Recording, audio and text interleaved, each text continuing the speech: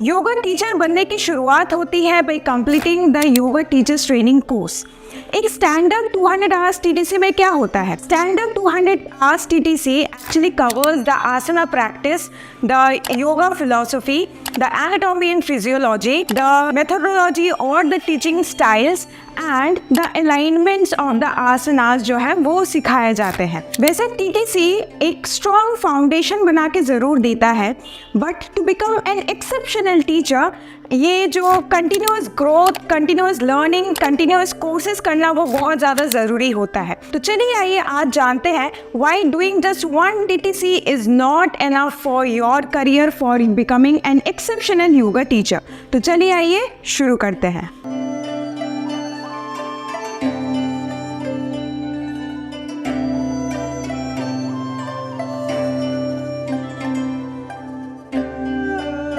First है depth of knowledge and experience. Yoga एक बहुत ही वास्ट सब्जेक्ट है जो कि कवर अप नहीं कर सकते हम just with in the 25 days. 200 hours TTC actually 25 days का होता है। तो ये जो है टाइम पीरियड में पूरा जो सिलेबस यानी कि योगा वो अच्छे से समझना, ये सब कवर करना बहुत मुश्किल होता है। I have done 29 TTCs in my life. I have done PG diploma. I have done masters in yoga and अभी I am doing PhD in yoga. फिर भी मेरे को लगता है I have actually gained 0.01% knowledge जो कि ये पूरा सब्जेक्ट में है। So ये मैं बहुत मानती हूँ कि जस्ट एक TTC करके हम बैठ गए, हमको ये जस्ट लगने लगता है कि हमने बहुत कुछ सीख लिया, क्योंकि ये फील होता ही है। फर्स्ट टीटीसी में आप बहुत नए नए चीज़ें सीखते हैं, योगा फिलॉसफी में, एनाटॉमी एंड फिजियोलॉजी में एंड बहुत कुछ। तो हमको ये लगने लगता है कि हाँ हमको पता है, अभी अभी सब पता है। लेकिन जैसे जैसे आप एडवांस कोर्सेज में जो है एनरोल होते जाते हैं, आगे सीखने जाते हैं, तब आपको समझ आता है कि वो जो फर्स्ट टीटीसी मैंने किया था वो कितना मतलब छोटा सा बस एक नॉलेज का टुकड़ा हमने गेन किया था। जैसे जैसे आप आगे बढ़ते जाते हैं वैसे ही योगा का जो डेप्थ नॉलेज है वो आप जो है लेते जाते हैं। तो आई वुड ऑलवेज रिकमेंड कि कोई भी अगर आपको अच्छा कोर्सेज मिले डिस्पाइट ऑफ डूइंग जॉब्स या फिर मेरे को इससे करियर बनाना है, इससे वो करना है, ये सब को छोड़ के ठीक है कोई भी कोर्स को आप पकड़ लीजिए और उसको ऐसे आप ग्रैस्प कीजिए कि इसका नॉलेज आपको चाहिए। ठीक है, उसका एंड रिजल्ट कि इससे मेरे को जॉब मिलेगा उसको साइड में रख के नॉलेज पार्ट को देख के आप उसको ग्रास्प करने की कोशिश कीजिए। आप देखेंगे आपका जो नॉलेज है, आपका जो एक्सपीरियंस है वो अपने आप ही जो है वो बढ़ता जाएगा। सेकंड है टीचिंग स्किल्स एंड कॉन्फिडेंस। इसमें मैं थोड़ा सा स्केप्टिकल हूँ। जैसे मेरी टीचर है, उन्होंने एक ही टीटीसी किया है, बट उनका जो टीचिंग स्टाइल है, उनका जो कॉन्फिडेंस है क्लास में, उसको कोई बीट नहीं कर सकता। तो यस, ये चीज़ तो है कि वो अपने ऊपर होता है हम कितना ग्रास्प कर लेते हैं एक ही कोर्स से। लेकिन जो ज़्यादातर मोस्ट ऑफ द टीचर्स में जो मैंने देखा है वो यही देखा है कि एक टीटीसी ऐसे टीटीसी में last end of the TTC में क्या होता है, आपको खुद क्लास लेने को बोलते हैं। तो जब आप खुद क्लास लेते हैं अपने आप को एनालाइज करने का आपको मौका मिलता है कि आपको कहाँ कहाँ और वर्क करना है।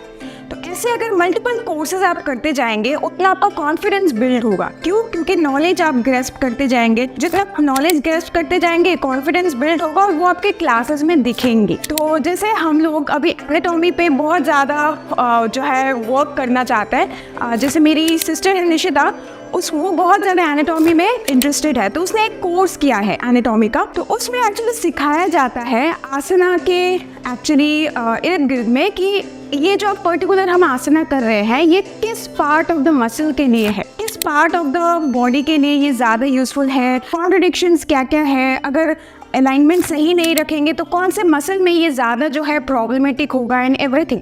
तो ये सब हम जो है टीटीसीज में नहीं सीखते, इसके लिए हमको अलग से कोर्सेज करने पड़ते हैं और वहाँ से नॉलेज गेन करना पड़ता है, और वो जो नॉलेज हम गेन करते हैं वो हम अपने क्लासेस में एक्चुअली दिखा पाते हैं। तो यस, ये जो पॉइंट है इसके दो साइड्स हैं, आप कितना ग्रास्प करते हैं वो भी, और सेकेंड थिंग कि जितना आप कोर्सेज करेंगे, जितना नॉलेज गेन करेंगे, उतना वो चीज़ आपकी क्लासेस में एक्चुअली दिखती ही है। थर्ड है स्पेशलाइजेशन। जैसे आपने देखा होगा यूनिवर्सिटीज़ में जो प्रोफेसर्स होते हैं वो जैसे मास्टर्स में भी जैसे हम ग्रेजुएशन से एक्चुअली स्टार्ट होता है, 12th तक हम सारे जो है एक जैसा करिकुलम फॉलो करते हैं। ग्रेजुएशन में हमारे पास ऑप्शन होता है कि कुछ स्पेशलाइजेशन हमको लेना है कि नहीं। तो स्पेशलाइजेशन क्यों लेते हैं? ताकि उस जो पर्टिकुलर सब्जेक्ट, वो पर्टिकुलर टॉपिक में हम मास्टरी कर सके। जैसे जैसे हम हायर स्टडीज़ में जाते हैं वो स्पेशलाइजेशन और जो है इन डेप्थ होता जाता है। जैसे मैं अपना एग्जांपल अगर दूँ, ग्रेजुएशन मैंने स्टैटिस्टिक्स में किया है, क्योंकि स्टैटिस्टिक्स में मेरा बहुत ज़्यादा होल्ड था जब मैं +2 दे रही थी। लेकिन मास्टर्स में मैंने अपना रूट चेंज कर लिया। लेकिन सपोज़ अगर मैं स्टैटिस्टिक्स ही करती तो मास्टर्स में भी स्टैटिस्टिक्स ही मैं उससे ही करती MSc, और उसके बाद PhD करती तो स्टैटिस्टिक्स में ही कोई भी एक टॉपिक मैं लेती, ठीक है, कोई भी एक टॉपिक मैं लेती और उस पर मैं रिसर्च वर्क करती। सिमिलरली योगा में जैसे मैंने किया कि मास्टर्स तक जो है हमने एक ही करिकुलम जो था वो पढ़ा हमने, लेकिन जैसे ही हम PhD में आए तो जो सब्जेक्ट्स, जो टॉपिक्स है, उनमें से हमको चूज़ करना पड़ता है कि कौन से में आप स्पेशलाइज्ड होके जो है अपना रिसर्च वर्क करना चाहते हैं। ओके, सो ये जो स्पेशलाइजेशंस है ये एक्चुअली हेल्प करता है आपको स्टैंड आउट करने में, ठीक है, क्राउड से। जैसे 100 योगा टीचर्स है, हर किसी का कुछ ना कुछ स्ट्रॉन्ग पॉइंट ज़रूर होगा। जैसे मेरा स्ट्रॉन्ग पॉइंट मेरे को लगता है योगा फिलॉसफी है, मेरा स्ट्रॉन्ग पॉइंट मेरे को लगता है थेरेपेटिक योगा है। अगर मैं अपनी सिस्टर निशिता की बात करूँ तो उसका स्ट्रॉन्ग पॉइंट जैसे एनाटॉमी एंड फिजियोलॉजी है, ठीक है, हैंड्स ऑन एडजस्टमेंट वो बहुत अच्छा एक्चुअली सिखा पाती है। एडवांस आसना के अलाइनमेंट्स उससे बेहतर मैंने नहीं देखा अब तक किसी में कि कोई करवा सके ऐसे। तो ये हर किसी का अलग अलग एक्चुअली फोर्टे होता है। अगर मैं लेमैन्स लैंग्वेज में बात करूँ तो इसी फोर्टे को अगर आप स्पेशलाइज्ड रूप से आगे जो है एडवांस कोर्सेज इसके ऊपर करते हैं, इसके ऊपर और स्टडी करते हैं, तो आप सोचिए आपका जो स्ट्रेंथ है वो कितना ज़्यादा आप उसको और स्ट्रेंथन कर पाएंगे। इससे जो है बहुत ज़्यादा एक्चुअली हेल्प होता है, और जो है वो मैंने बोला ना एक्सेप्शनल योगा टीचर बनने में बहुत ज़्यादा आपको हेल्प होगा। 4th पॉइंट है प्रोफेशनल डेवलपमेंट।